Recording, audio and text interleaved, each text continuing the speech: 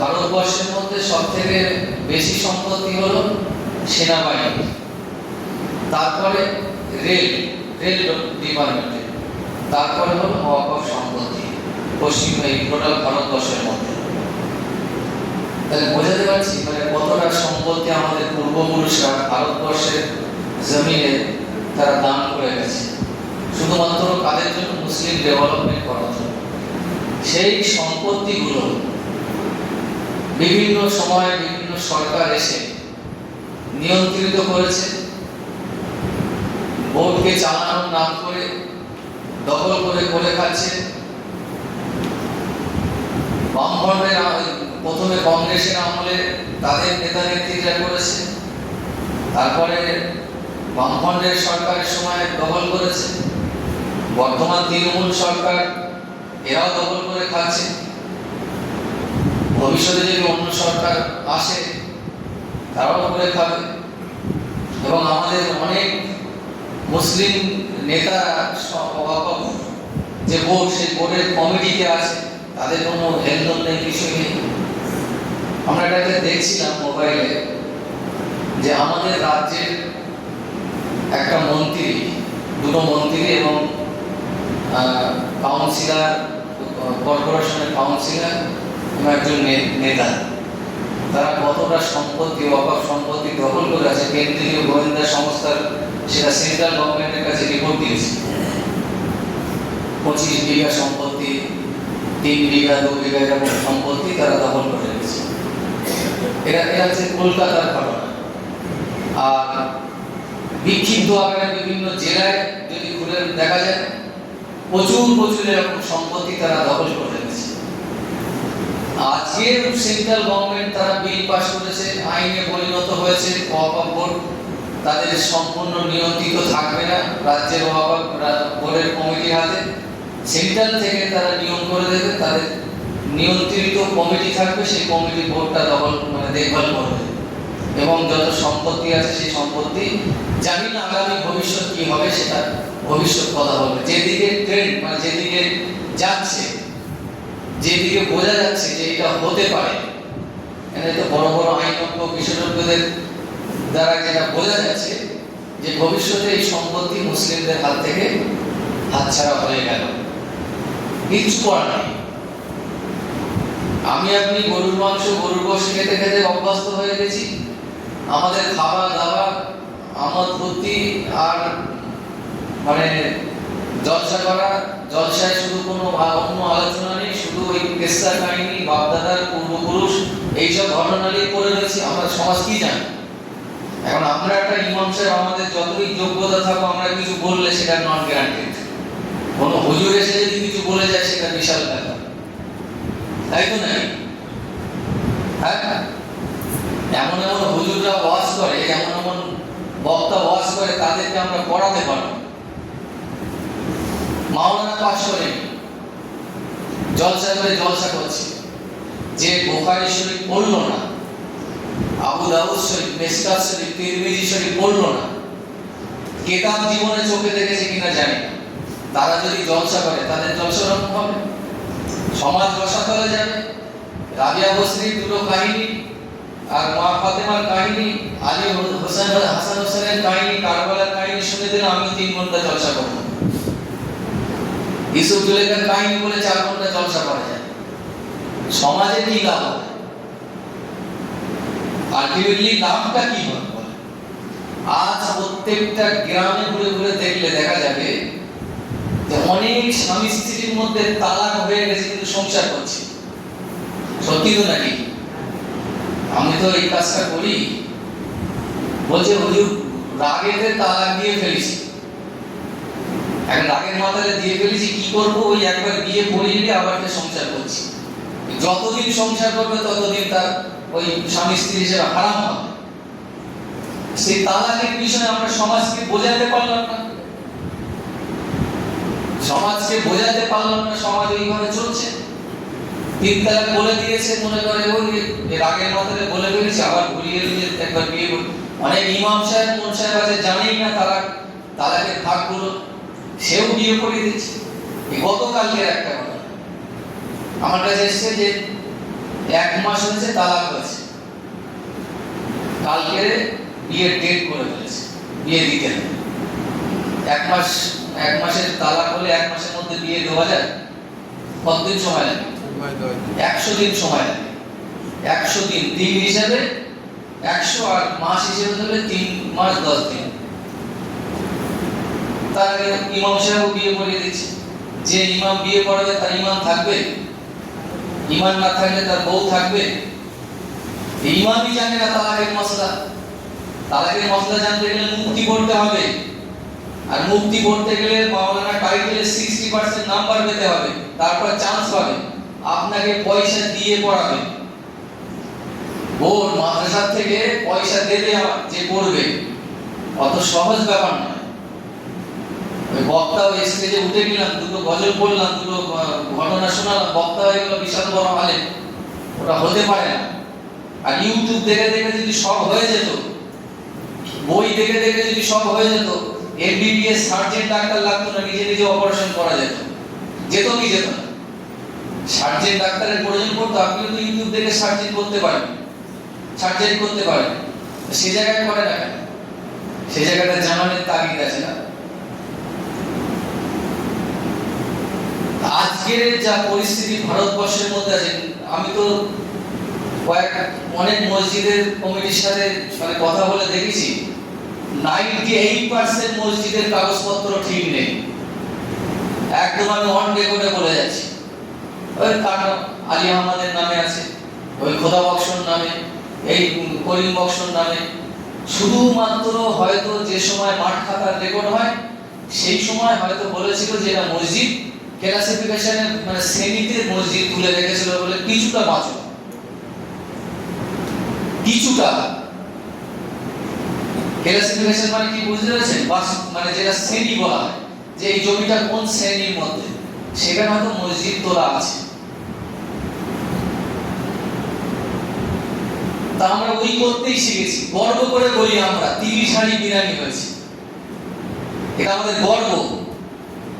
বলে না অনেকে 40 হাড়ি অমুক গ্রামে 40 হাড়ি বিরিয়ানি হয়েছে, বলে তো। আজকে তার ফলাফল এগিয়ে আসছে। আর আমাদের রাজ্যের সরকার বলেন, অন্য রাজ্যের সরকার বলেন, এরা দেখছে যেভাবে চলছে চলুক, আমি তো অকাল সম্পত্তি করে কমে খেতে পারছি। আমাদের যেমন দাবি থাকবে যে সেন্ট্রাল গভর্নমেন্টের কালা আইন বাতিল করা হোক, সেরকম ভাবে দাবি থাকবে যে রাজ্যের নেতা মন্ত্রীরা যেভাবে ওয়াকফ সম্পত্তি দখল করে রেখেছে তারাও যেন সম্পত্তিগুলো ছেড়ে দেয়, যে বোর্ডের আন্ডারে যেন আনে। এ দাবিটা থাকা উচিত না উচিত? উচিত না অনুচিত? উচিত তো নাকি? আপনি করে কমে খাবেন বলে, আপনার লস হচ্ছে বলে, হাতছাড়া হয়ে যাবে বলে আপনি প্রতিবাদ আন্দোলনে আসছেন না? এই হাওড়ায় চলে যান, এই আপনার মানিকতলা সুফি ফাতে আলী এসেছিল, দাদা হুজুর কেবলার পীর, চলে যান ওখানে। কাজীপাড়া দিলশা মাজারে চলে যান, এই উদয়নাথপুরে চলে যান। উদয়নাথপুর যে মাজারটা আছে, হ্যাঁ, রাস্তা চওড়া হবে, ঠিক আছে, রাস্তা চওড়া হবে, মাজার সরিয়ে দিয়ে করতে হবে। মাজার যদি সরাতে হয়, অন্য দোকানও তো সরাতে হবে।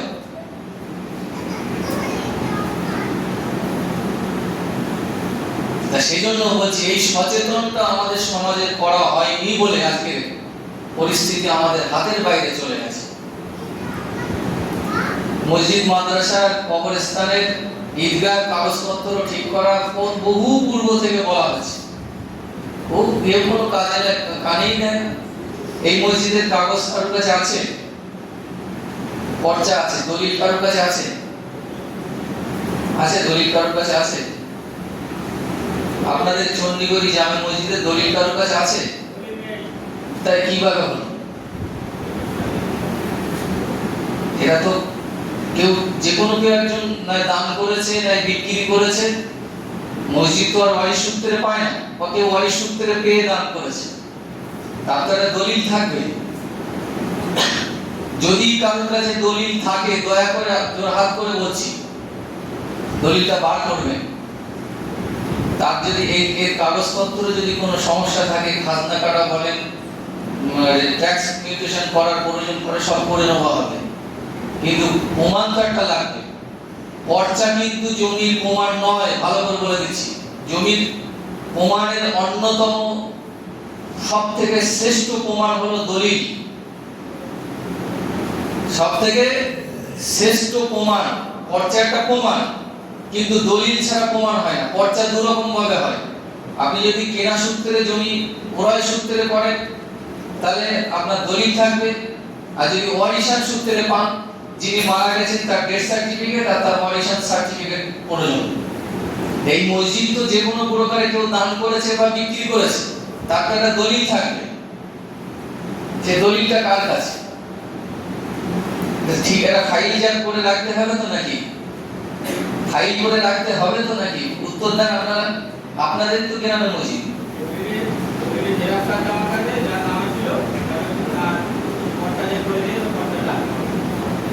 পর্চা তোলা যাবে, কিন্তু দলিলটা কোথায় সেটা বার করতে হবে। তাতে যদি কিছু করা যায় বা কি আছে পরিস্থিতি দেখতে হবে। এতটা দেবে আলমারিতে তুলে রেখে কোনো লাভ আছে?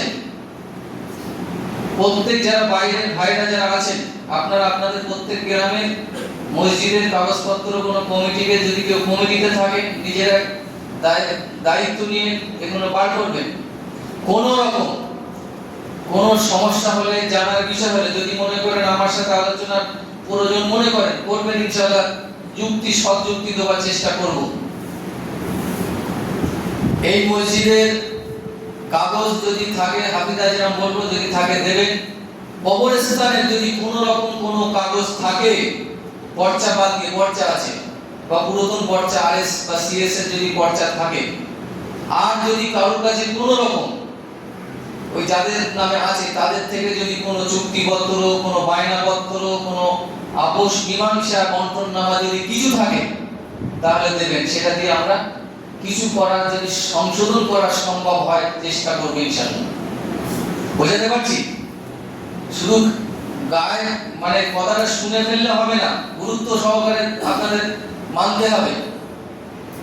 আজকে আমাদের এই সচেতন না থাকার কারণে পরিস্থিতি কিন্তু ভয়াবহ জায়গায় চলে গেছে।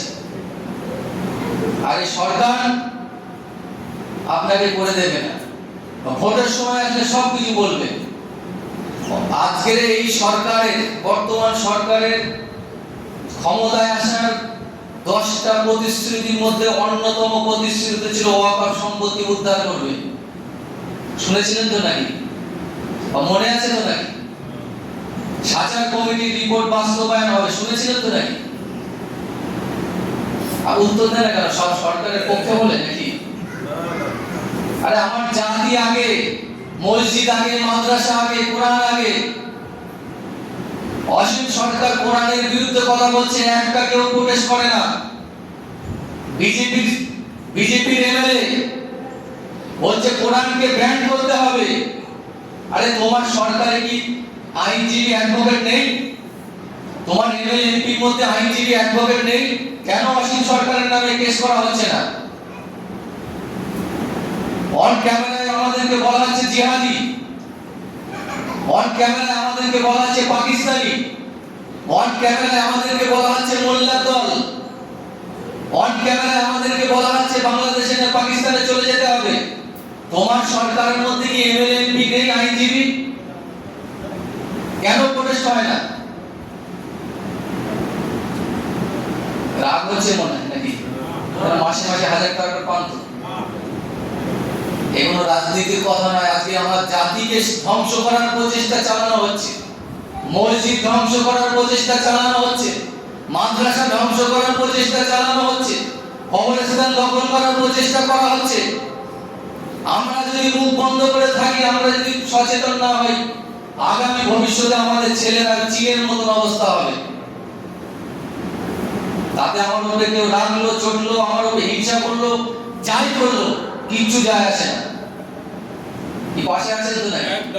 পাশে আছে তো নাকি? আর বলে তো দেখি এরা কারা পাশে আছে? আমাদের মসজিদ, আমাদের মাদ্রাসা, আমাদের কবরস্থান বাঁচাতে হবে কি হবে না? কোন নেতা যদি আপনার বিপক্ষে যায়, কেউ যদি আপনার কানে মন্ত্রণা দেয় যে সব কথা শোনা যাবে না, শুনবেন তো নাকি? তাহলে তাই সেজন্য বলছি, প্রত্যেকটা ভাই বাইরের ভাইয়েরা যারা আছেন, আপনারা আপনাদের মসজিদে গিয়ে চেষ্টা করবেন নিজেদের কাগজগুলো, মসজিদের কাগজগুলো ঠিক করা।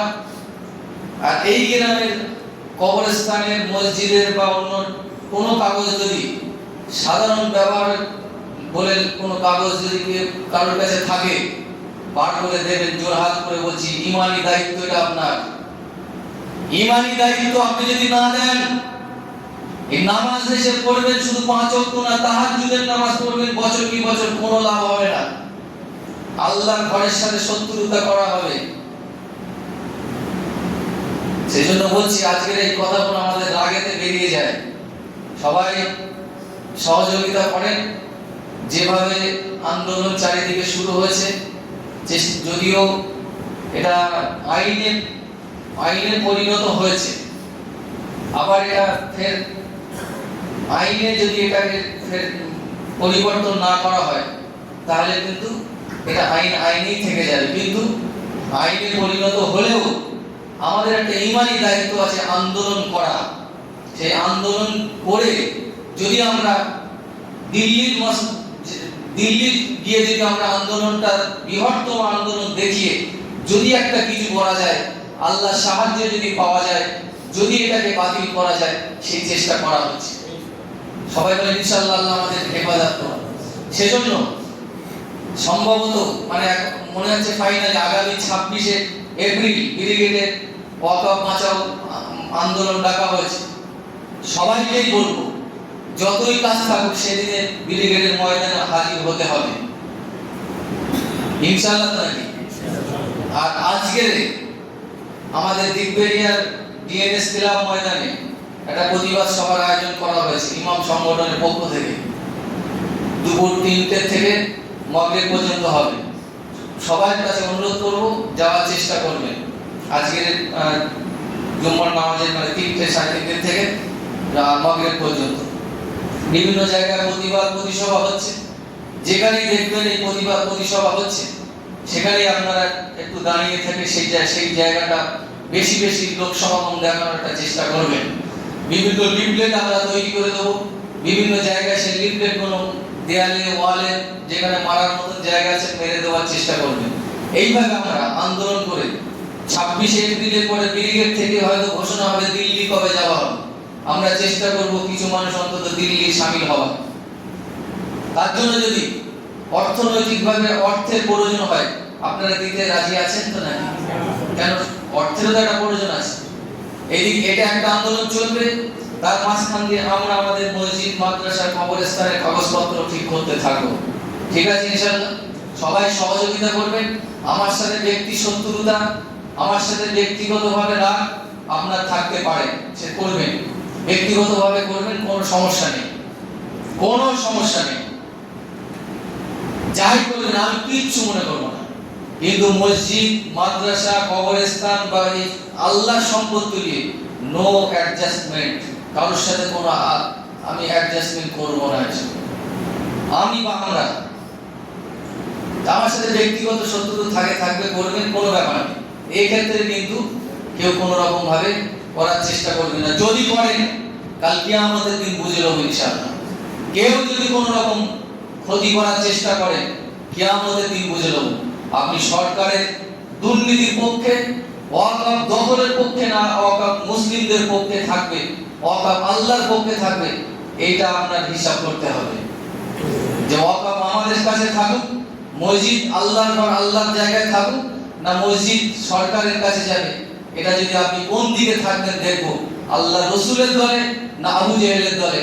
দুটো তো দল, আল্লাহ রসুলের দল আর আবু জেহেলের দল। দেখবো কোন দলে থাকে ইনশাআল্লাহ। ঠিক আছে তো নাকি? সকলে সুন্নাত নামাজ পড়েন।